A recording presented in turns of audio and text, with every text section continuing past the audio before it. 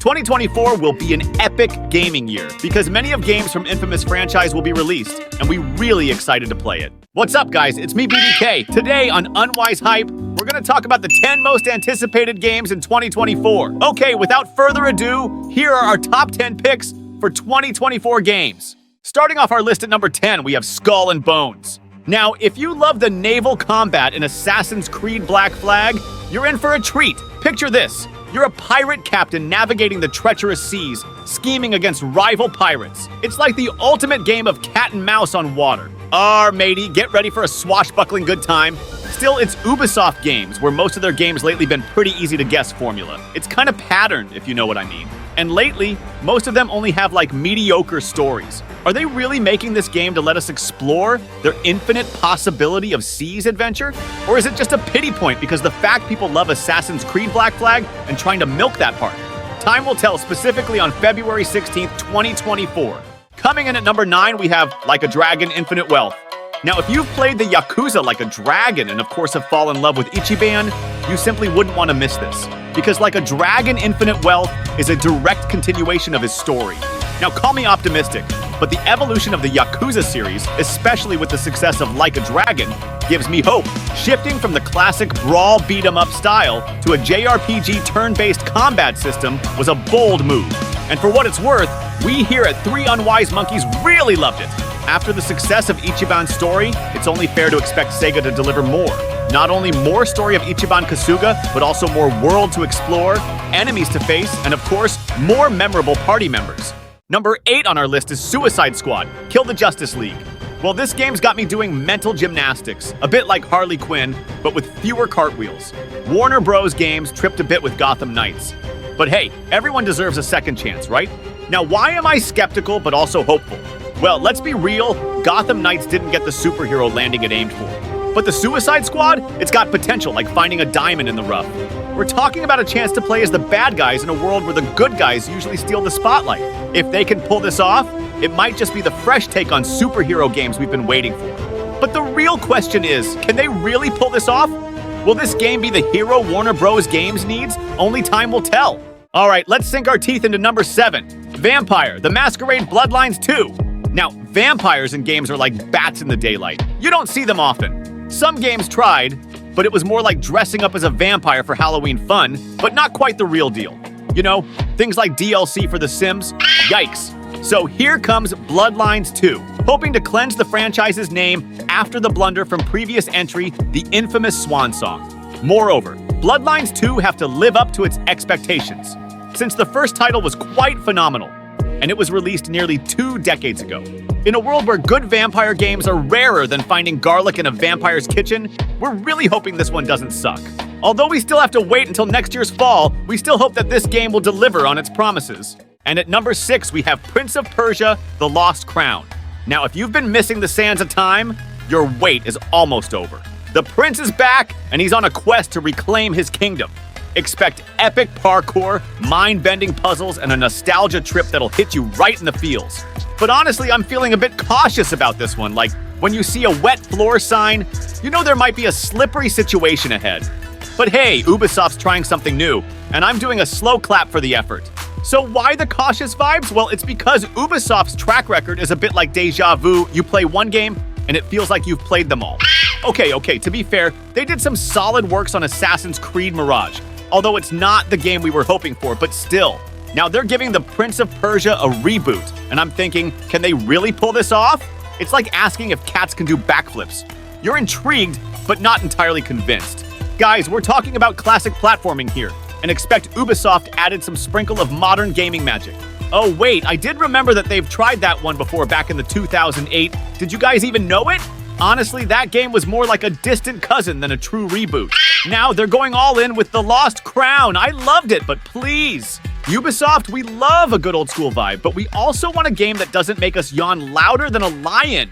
Prince of Persia, take us on a time-traveling adventure that's more wow and less been there, done that. We're ready for the magic carpet ride. Just make sure it doesn't get stuck in rewind. Breaking into the top 5, we have Homeworld 3. Space, strategy, and stunning visuals. That's what this game is all about. If you've ever dreamed of commanding your own fleet of spaceships and exploring the cosmos, this is the game for you. Now, the deal with Homeworld 3 is like finding out your favorite band is releasing a new album. Sure, it's not the same old tunes, but you're pumped for a fresh sound. Why am I kinda excited? Well, the folks at Blackbird, now developing Homeworld 3, are not strangers to the Homeworld franchise. They already made Homeworld Deserts of Karak in 2016, and it was pretty good. What's cool is that it's not just about strategy and big battles, but also like watching an ongoing space drama. Imagine two families, Kushan and Taidan, having a feud but in space.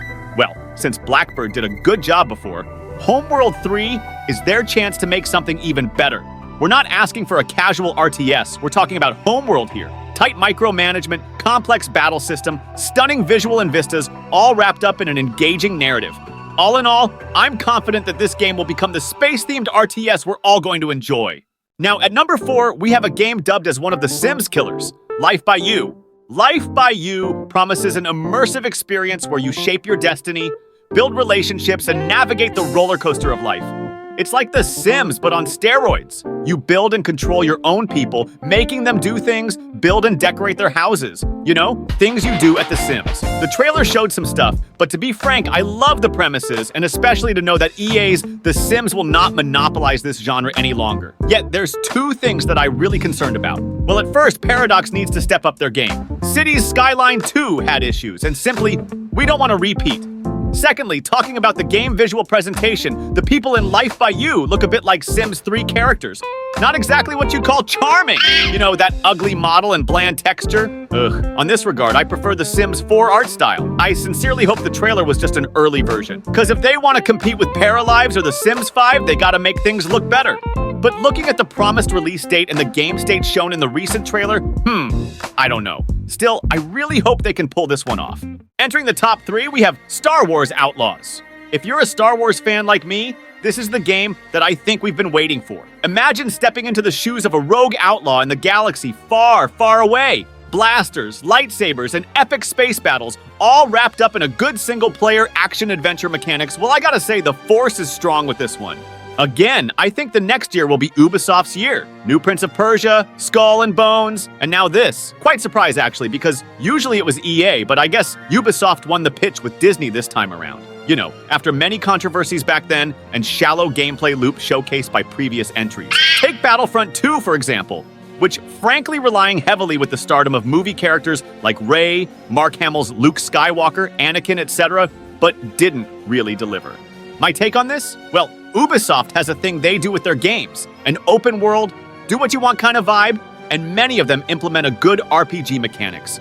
Call it shallow, mundane, repetitive, but to many people it just works. Now combine all those good things with the Star Wars universe, one of the most respected and beloved franchise on this planet. I can't think any better game than that. I mean, a third-person open-world action-adventure game with Star Wars lore and possibly some iconic characters. Say no more, I'm in. And at number 2, we have Black Myth Wukong. Well, the awareness about this game has been around for about 3 years. Well, yeah, more or less. We really hope this game will deliver the hype that's been built up for years. For those of you who aren't following it, well, in short, it's a Soul-like game with a taste of Chinese mythology. So things like unforgiving difficulty, easy to play, but hard to master gameplay mechanics, giant bosses that take up the entire screen, skill upgrades, things very familiar with the Soul-like genre can be expected here. Whether you like it or not, the Soul-like game is evidently one of the genres that already has its own market. That being said, this game may not be everyone's cup of tea, but still. Looking at the marketing material that has been circulated, you can't deny that, to some degree, it would pique your interest. Especially if you're really into Chinese myths and watch a lot of action Chinese movies. Moreover, this game is one of the games that use Unreal Engine 5. The visual effects shown so far are impressive and very adventurous-like. Not realistic per se, but believable in its own taste. The enemies that have been shown are also varied and very interesting to beat. Hopefully this game won't just be another Soul-like game, but will redefine the genre or, at the very least, deliver on the promises. Since this game has been marketed for some time, we really hope that it won't flop like Cyberpunk 2077, Jedi Fallen Order, No Man's Sky, or God forbid like Duke Nukem Forever. And finally, at number 1, our most anticipated game of 2024 is Stalker 2. Stalker 2 is not just a game, it's an experience. A post-apocalyptic world filled with mysteries, anomalies, and danger at every turn. If you loved the first trilogy, get ready for a sequel that promises to raise the stakes and plunge you into a gripping tale of Eastern European survival. This game's got us all pretty excited. Why? Well, first off, it's made by GSC Game World. Now, they've been working on this despite everything happening in their country. Talk about dedication.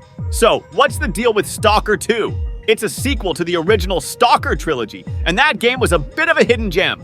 Imagine exploring a spooky, post-apocalyptic world based around the infamous Chernobyl. Well, the first Stalker games were a bit like finding a great taco stand in the middle of nowhere. Unexpected, but awesome. They had this eerie vibe, hard gameplay, cool game mechanics like weapon and armor degradation, anomalies that you could hunt and equip or sell, and a story that kept you hooked. Stalker 2 aims to continue that legacy, promising more spooky exploration, tough challenges, and a narrative that pulls you in like a good book. Sure, there's been some waiting, and they even had to delay it a couple of times. But as they say, a delayed game is eventually good, but a rushed game is forever bad. Well, in the case of Stalker 2, I really believe. No, I have to believe in those words. We've seen some teasers, and it looks promising. So, Stalker 2, take your time. Just deliver the unforgettable gaming experience sooner or later, and let's hope it's worth the wait.